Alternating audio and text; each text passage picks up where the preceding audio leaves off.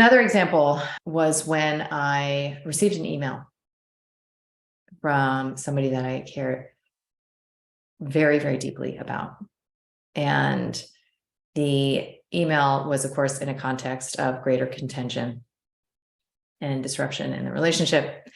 And in the email was the phrase, "You are a deeply injured soul, incapable of love." And I remember when I read that, it was an absolute punch in the gut. It was a punch in the gut and took my breath away because it felt like so huge an indictment that there was no way around it. I don't even know what Rolodex to pull out of facts validating why that is wrong. It was just crushing. And because I have this practice under my belt of putting on this villain crown, I was able to really explore that. And it was almost big enough that I was able to drop the effort of correcting it and defending myself against it and really explore it and to really assess whether or not it's true. What if that person was right, that I am a deeply injured soul? That's true. Very true. Right? What if that person was right, that I am incapable of love? Well, at the time, a couple of years ago, that was also true. I am just learning how to love because I am just learning how to collect all of the parts of myself that I hate, that I would otherwise project outside of myself and fight with out there. Until I collect them in a sufficient quantity, I will not be capable of offering anyone anything other than control and manipulation to secure the satisfaction and fulfillment of my basic emotional needs. So that's also true. So if those things that sound so condemning and so slanderous are actually true, then it's like, okay, cool, moving on. Sometimes you can really take the piss out of it by just trying it on and just seeing, like, is it possible that it's true?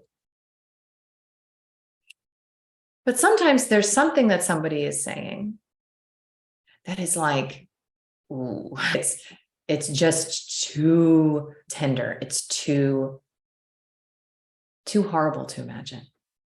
So in that case, it's good to also expand the inquiry to beyond, is it true? Is it possible that it's true? To what is the thing I am most afraid could be true? Like, of all of the criticisms I have received, what is the one, either from this person or in general, that I am most afraid could be true? And how can I visit with what comes up in me? Who shows up?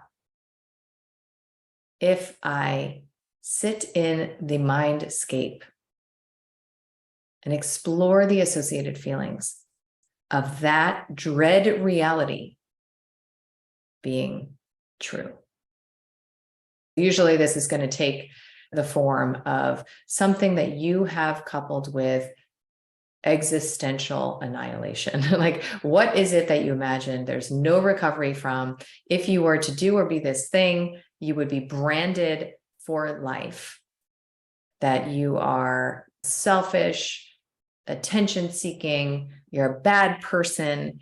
It's usually these like really basic polarities in the bad category. What in the bad category could you possibly be branded with that you imagine would be so horrible you'd never recover, and you'd be left on the side of the road for dead forever? Right? Because it'd be merciful if you just died, but instead you're just dying forever. So what would be that bad? And often we are presented the opportunity to explore that through especially romantic relationships, especially breakups, where there is a narrative spun that is so painful and difficult to recover from because it cuts to the core of our greatest fears. And it only hurts because there's a part of us that fundamentally agrees. So how can we let this source of judgment and critical feedback actually be right? How can we release them to their sovereign experience of reality, inclusive of all manner of trauma-informed perception and woundology and projection?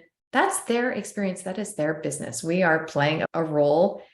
They're the main character in their own show. So how can we release them and allow them to have their experience? The way that we can is to hold and contain and soothe and explore with curiosity the part of us that is them. Take it back. Focus inside. Because they are ultimately giving us this opportunity, setting the conditions to get to know a part that we might not ever know was there. The part that is terrified that if you are this thing, if you do this thing, and probably already believes that you are, and you've made the mistake. So how can you be with that part and develop curious intimacy? How can you listen to what that part has to say and not try to correct it, convert it, or spiritually bypass it into some sort of self-confident, whole, self-validated space? You just listen and learn about it.